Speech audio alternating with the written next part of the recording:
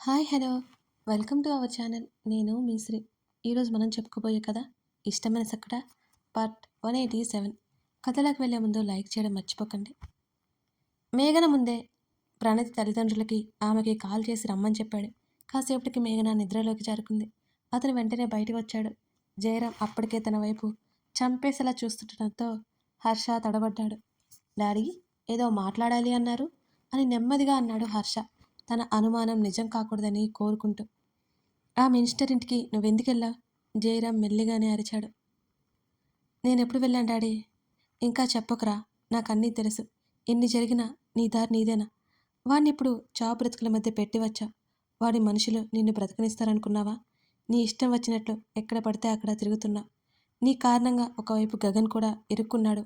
ఆయన బాధతో కోపంతో మాట్లాడుతుంటే హర్ష సమాధానం చెప్పలేదు. ఇప్పుడు మళ్ళీ చాలేదన్నట్టుగా ఆ మినిస్టర్ని బెడ్ మీద పడేసి వచ్చావు. ఆ పని చేసిన వాడివి కొన్ని రోజులు ఎవరికీ కనిపించకుండా ఉండాలి, తెలీదా అని తండ్రి అంటుంటే నెమ్మదిగా తల ఎత్తి చూశాడు. ఆ మినిస్టర్ల అలా చావు బ్రతుకుల మధ్య కొట్టుమిట్టాడడం తన తండ్రికి కూడా ఇష్టమే అని హర్షకు అర్థమై అతని పెదవుల మీద చిరునవ్వు వచ్చింది. డాడీ అమాయకంగా పిలవకు అని జయరాం విసుక్కున్నాడు. వాడు చస్తాడు డాడీ. ఇక ప్రాబ్లం ఇక్కడితో క్లియర్ అవుతుంది. మేఘన గురించి మీతో మాట్లాడాలి. బెస్ట్ టీంని ఇక్కడికి రప్పించండి. ఎలాగైనా తనకేం కాకూడదు. సర్జరీ తర్వాత తన ప్రాణాలతో ఉండాలి. తండ్రి చేతులు పట్టుకుని బ్రతిమాలాడు హర్ష. ఆల్రెడీ అదే పనిలో ఉన్నాను, నువ్వు కంగారు పడుకో అని చెప్పి జయరాం లోపలికి వెళ్ళాడు. ఇప్పుడు తను వేదం తీసుకురావాలి. ఉదయం తను చేసిన రచ్చకి ఎంత గొడవ చేస్తుందో. ఈ రాక్షసి తనని ఎప్పుడు భయపెడుతూనే ఉంటుంది. అతను ఇంటికి బయలుదేరాడు. అప్పటికి 6 రోజులైపోయింది ధరణి కళ్ళు తెరిచి. ఎక్కడికెక్కడికో వెళ్తున్నాడు గగన్. ఎక్కడికో ఏంటో తెలియట్లేదు. రాత్రులు నిద్రపోకుండా అలాగే ఉంటున్నాడు. మనిషి వారం రోజులకే మారిపోయినట్టు అర్థమవుతోంది. తన్ని చూస్తున్న తల్లిని చూస్తూ దగ్గరికి వెళ్ళాడు. ఏంటి మామ్ అలా చూస్తున్నావు అని అడిగాడు. ఆ పక్కన రేవతి ఓపిక లేనట్టు పడుకొని ఉంది. మాలవిక ఏం మాట్లాడలేదు. ఎందుకు మీరంతా ఇంత భయపడుతున్నారు? ధరణికి ఏం కాదు. అతను వాళ్ళకి చెప్తున్నాడో తనకు తను చెప్తున్నాడో అతనికే తెలియాలి మరి. మాలవిక మోకాల మీద చెంపాదించుకొని అలాగే కూర్చుని ముఖం పక్కకు తిప్పుకొనుంది. అతన్ని ఎవరు ఏమీ అడగలేదు. అతను తల్లి పక్కన కూర్చున్నాడు. ఆమె కళ్ళ వెంట నీళ్లు కారుతున్నాయి. అతను నెమ్మదిగా తల్లి ఒడిలో పడుకున్నాడు. ఆమె మౌనంగా సరిగ్గా కూర్చుంది. ధరణి కోసం అతని మావయ్య, తండ్రి, డాక్టర్ని పిలిపిస్తున్నారు, మాట్లాడుతున్నారు. ఎవరూ సంతోషంగా లేరు. మామ్ మాట్లాడవా అతను అడుగుతుంటే రేవతికి మెలకువ వచ్చింది. ఏం మాట్లాడాలి? మీ ఇద్దరి మధ్య గొడవ మీరే సరిచేసుకుంటారని మేము ఊరుకుంటే చివరికి అది చావాలనుకుంది. మీకు స్వేచ్ఛనిచ్చి మేము ఊరుకుంటే చివరికి మీరు మాకు మంచి బహుమతి ఇచ్చారు. అందుకే అంటారేమో పెద్దవాళ్ళు పిల్లలు పెద్ద అవుతున్నా సరే మందలిస్తూ ఉండాలని అని అంది మాలవిక. అతనేం మాట్లాడలేదు. అసలేంటిది గగన్? ధరణి సూసైడ్ చేసుకోవాలనుకోవడం ఏంటి? చిన్న దెబ్బ తగిలితేనే ఓర్చుకోలేదు అది. అలాంటి అమ్మాయి సూసైడ్ చేసుకునే వరకు వెళ్ళడం ఏంటి? నాకు నీ మీద మొదటిసారి కోపం వస్తుంది, చాలా కోపం వస్తుంది నీ మీద. దాన్ని పెళ్లి చేసుకున్నావు, అంతేనా నీ బాధ్యత? దాన్ని సంతోషంగా చూసుకునే బాధ్యత నీకు లేదా? ఆమె ఆవేదనగా మాట్లాడుతుంటే అతను సమాధానం చెప్పలేదు. రేవతి ఓపిక లేనట్టు వాళ్ళ మాటలు వింటూనే కళ్ళు మూసుకుంది. ఆమె భోజనం కూడా సరిగ్గా చేయట్లేదు. నీకదంటే ఎంత ఇష్టమో మాకు తెలుసు. కానీ ఇప్పుడు అది ఆ పరిస్థితిలో ఉందంటే కారణం నువ్వే అని నేను అంటాను. భార్యాభర్తలు ఒకరికొకరు కాచుకుంటూ మరొకరు ఉండాలి. ఆమె ఇంకేం చెప్పలేనట్టు తల వెనక్కి గోడ కానించి అలాగే కళ్ళు మూసుకుంది. అతను అక్కడి నుంచి లేచి ధరణి దగ్గరికి ముఖం పూర్తిగా వాపు తగ్గిపోయింది. ఆమెకు అస్సలు చిక్కిపోయింది. బాడీలోకి ఎటువంటి ఫుడ్ వెళ్ళట్లేదు. ఇంకా 2 రోజులు ఆమె స్పృహలోకి రాకపోతే కండిషన్ సీరియస్ అవుతుందని అంటున్నారు. అతని ఫోన్ మోగింది. హర్ష కాల్ చేస్తున్నాడు. అతను తీయలేదు. హర్ష మరోసారి తీయలేదు. ధరణి చేతిని పట్టుకుని అలాగే కూర్చున్నాడు. ఆమె చెయ్యి బోసిగా ఉంది. మరింత సున్నితంగా ఆమె చెయ్యి అతని ముఖానికి ఆనించుకున్నాడు.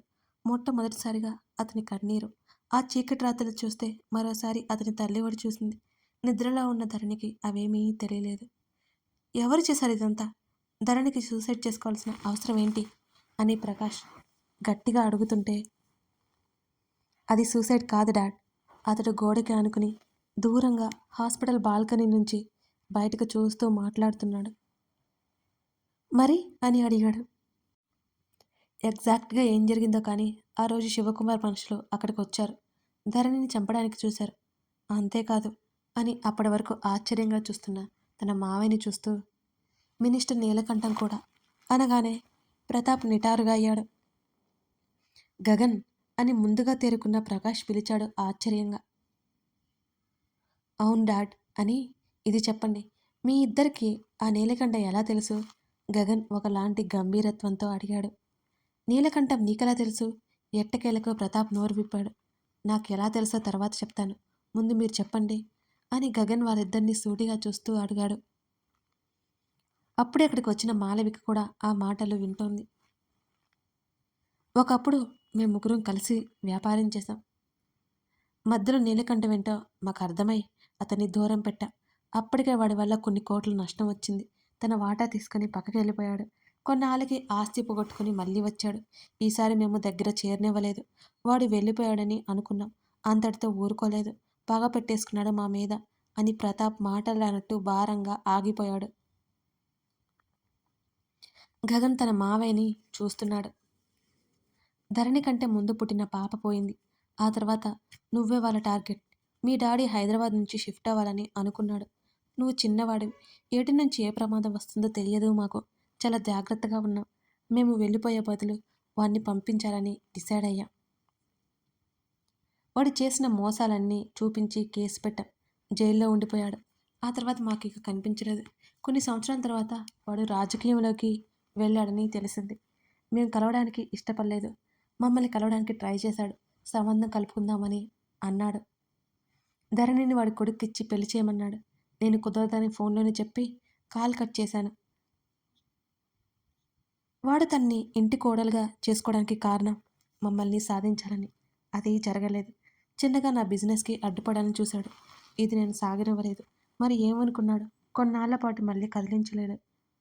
మీ పెళ్లి కూడా అయిపోయింది. వాడి సంగతిగా మేము పట్టించుకోలేదు అని చెప్పడం ముగించి, అంటే నా మీద కోపంతో ధరణిని అంటూ మాటలు రానట్టు ఆగిపోయాడు ప్రతాప్. అది ఒక కారణం మాత్రమే మావయ్య. మరో కారణం నేను హర్షకి సాయం చేయడం అంటూ హర్ష కథ ఏమిటో వాళ్ళకి వివరించాడు గగన్. బావా, ఇక వాడిని వదలకూడదు. ప్రతాప్ ఆవేశంతో ఊగిపోయాడు. తన సుకుమారమైన సున్నితమైన బిడ్డ ఎంత బాధని అనుభవిస్తూ అలా చలనరహితంగా పడి ఉండడం ఆయన భరించలేకపోతున్నాడు. మావయ్య, ఆల్రెడీ వాడు చావబోతున్నాడు అంటూ హర్ష చేసిన పని వివరించాడు గగన్. కానీ వాడు చావడం మీరు అనుకున్నది తేలిక కాదు. నేనే చంపేస్తాను. ఎక్కడున్నాడు వాడు? ప్రతాప్ గగన్ భుజం పట్టుకుని ఆవేశంగా అడుగుతుంటే, మామా, ఇప్పుడు నువ్వు ఆవేశపడడం కరెక్ట్ కాదు. వాడు వస్తాడు, చస్తాడు, సరేనా? గగన్ ఒకలాంటి కసితో పళ్ళ బిగించి మాట్లాడాడు. తన మామని తన తండ్రికి అప్పగించి అతను అక్కడి నుంచి వెళ్ళిపోయాడు.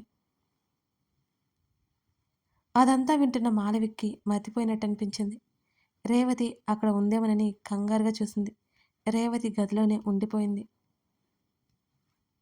రేవతి మొదటి బిడ్డ పోవడానికి కారణం ఆ నీలకంఠం. ఈ విషయం రేవతికి తప్ప వారి ముగ్గురికి తెలుసు.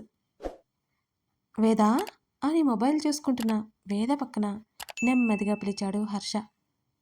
అతని వైపు అసలు చూడనే లేదు వేద. ఏమైంది అలా ఉన్నావు అని హర్ష అడుగుతుంటే చివాల్లా చూసింది. నువ్వు నాతో మాట్లాడు. నా ఫీలింగ్ అంటే నీకు వాల్యూ లేదు. ఇంతకుముందు నువ్వు నాకు రెస్పెక్ట్ ఇచ్చేవాడు, ఇప్పుడు ఇవ్వట్లేదు అని అంది. ఆమె ఉన్నట్టుండి కన్నీళ్లు పెట్టుకుంది. అతడు ఒక క్షణం కళ్ళు మూసి తెరిచి ఆమె చేతులు పట్టుకున్నాడు. ఐఎమ్ సారీ వేద. నువ్వంటే నాకు అంత ప్రేమ, మరి ఏం చేయను, అందుకే పొద్దున అలా చేశాను అని అన్నాడు హర్ష ఆమెను బ్రతిమాలుకుంటూ. నాకేం అవసరం లేదు పో. సరే, నెక్స్ట్ నీ పర్మిషన్ లేకుండా ఏమీ అవదు, కనీసం ముద్దు కూడా పెట్టుకోను అని అమాయకంగా చెప్పాడు హర్ష. నువ్వు పెద్ద ఈడియట్వి హర్ష. అబ్బా సర్లే ఒప్పుకుంటావును అంటుంటే ఆమె ఇంకా కోపంగా చూసింది. నువ్వు బయటికి వెళ్ళాలి. త్వరగా లేచి డ్రెస్ చేంజ్ చేసుకో. నేను నీతో ఎక్కడికి రాను. నువ్వు నన్ను హర్ట్ చేశావంది వేద. ప్లీజ్ వేద, నీకు మేఘ తెలుసు కదా? ఆ! తెలుసు, తను నా ఫ్రెండ్. తను నాకు గుర్తులేకపోయినా నీలా కాదు, తను చాలా స్వీట్ అంటున్న ఆమె మాటలకు ఎలా రియాక్ట్ అవ్వాలో అర్థం కాక, ఒప్పుకుంటాను మీ ఇద్దరు బెస్ట్ బెస్ట్ ఫ్రెండ్స్, కానీ ఇప్పుడు నువ్వు అర్జెంటుగా తన దగ్గరికి రావాలి అని అన్నాడు హర్ష. ఎందుకు? ఎందుకు అంటే చెప్పు, నాంచకుండా విషయం చెప్తావా లేదా? గట్టిగా అడిగింది వేద. అతడు గాఢంగా ఊపిరి పీల్చుకుని వదిలి, మేఘన ఆరోగ్యం బాలేదు, తను నిన్ను చూడాలంటోంది. అతను చెప్పడం ఆలస్యం. ఆమె కనుపాపలు పెద్దవయ్యా. సడన్గా ఏంటి? ఆమె ఒకలాంటి షాక్తో అడిగింది అతన్ని. నాకు నిన్నే తెలిసింది, తనకి హార్ట్ ప్రాబ్లం ఉందట. తను భయపడుతోంది. నువ్వు వస్తే ధైర్యంగా ఉంటుందట. అతను అనగానే, త్వరగా వెళ్దాం పదా హర్ష అంటూ ఆమె గబగబా బెడ్ దిగిపోతుంటే ఆపాడు. అలాగే వస్తావా? డ్రెస్ చేంజ్ చేసుకో అని అన్నాడు. తన్ని తను చూసుకుంది. తను మ్యాక్సీలో ఉంది ఇంకా. ఆమె ఆలస్యం చేయకుండా బట్టలు మార్చుకుని అతనితో వెళ్ళడానికి సిద్ధమైంది. వాళ్ళిద్దరూ వెళ్ళేసరికి ప్రణతి, ఆమె తల్లిదండ్రులు అక్కడున్నారు. ప్రణతి తల్లి ఏడుస్తున్నారు. మేఘన మరింత ఓపిక లేనట్టు పడుకుని ఉంది. ఆమె శారీరకంగా చాలా బాధపడుతున్నట్టు ఆమె ముఖంలో స్పష్టంగా తెలుస్తోంది. ఆమె మానసికమైన బాధ ఆమె కష్టంగా దాస్తోంది. వేదన చూడగానే నవ్వడానికి ప్రయత్నించింది మేఘన. వెంటనే దగ్గరికి వెళ్ళి మేఘన చేతిని పట్టుకుంది వేద. ఎందుకో తెలియదు, ఏడుపొచ్చేసింది వేదకి. నీకేం కాదు, నువ్వు భయపడకు. వేద ముక్కు ముఖం ఎర్రగా అయిపోయాయి. మేఘన ఈసారి చిన్నగా నవ్వింది. నేను నీకు ఎవరో గుర్తుకొచ్చినప్పుడు నన్నొకసారి తలుచుకో వేద. మేఘన గొంతు చాలా లోతుగా వచ్చింది. ఏం మాట్లాడుతున్నావు నువ్వు? నువ్వు ఎక్కడికి పోతావు? అప్పుడు నా పక్కనే ఉంటావు. ఆమె చేతిని మరింత గట్టిగా పట్టుకుని కన్నీళ్ళన్నీ వదిలేసింది అప్పటికే.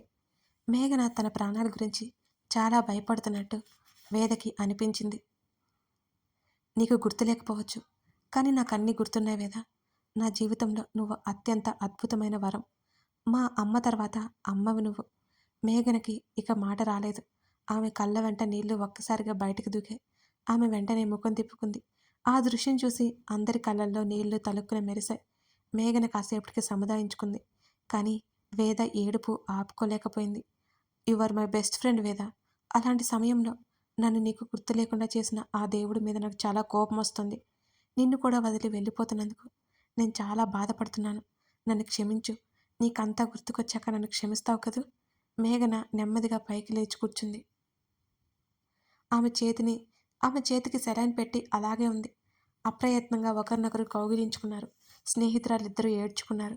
మేఘన్ని అక్కడి నుంచి తీసుకెళ్లిపోయారు. వేద భుజం చుట్టూ చేయేసి దగ్గర కనుక్కున్నాడు హర్ష. ఆమెకి ఆపరేషన్ చేస్తే బ్రతికే ఛాన్స్ చాలా తక్కువ. డాక్టర్ మాటలకి హర్ష అదిరిపడ్డాడు. ఏం మాట్లాడుతున్నారు మీరు? తన హెల్త్ కండిషన్ చాలా సీరియస్గా ఉంది. సర్జరీ అనేది 5% తన్ని బ్రతికించే అవకాశం అంతే. అయితే సర్జరీ వద్దు, హర్ష గట్టిగా చెప్పాడు. సర్జరీ చేయకపోతే తను ఈరోజు పోవడం ఖాయం. క్షణం గడిచే కొద్దీ తన హార్ట్ వర్క్ చేయడం మానేస్తుంది. వెంటనే స్ట్రోక్ రావచ్చు అని అన్నాడు ఆయన. ఏడుస్తూ భయంగా హర్ష చేతిని గట్టిగా పట్టుకుంది వేద. హర్ష చేతిని తట్టి అక్కడి నుంచి వెళ్ళిపోయాడు ఆయన. 2 గంటల పాటు సర్జరీ జరిగింది. అందరూ ఆమె కోసం వేచి చూస్తున్నారు. కాసేపటికి డాక్టర్స్ ఇద్దరు బయటకు వచ్చారు. హర్ష, వేద, మేఘన ఫ్యామిలీ ఆతృతగా చూస్తున్నారు. She is no more. ఆ మాట విన్న మరుక్షణం వేద హతాశురాలైంది. హర్ష నమ్మలేనట్టుగా నిశ్చేష్టుడైపోయాడు. నో! వేద ఒక్కసారిగా గట్టిగా అరుస్తూ ఏడవసాగింది. అక్కడ ప్రణతి, ఆమె తల్లిదండ్రుల పరిస్థితి కూడా అదే. వేద ఏడుపు ఆ కారిడార్ మొత్తం మారు మోగిపోయింది. మేఘన ఆపరేషన్ థియేటర్కి వెళ్లే ముందు ఆమె నవ్విన నవ్వు ఇంకా వేద కళ్ళ ముందే మెదులుతోంది. కథ కొనసాగుతోంది. కథ నచ్చితే లైక్ చేసి కామెంట్ చేయడం మర్చిపోకండి. అలాగే మన ఛానల్ని సబ్స్క్రైబ్ చేసుకుని సపోర్ట్ చేస్తారని ఆశిస్తున్నాను. Thank you for watching this video.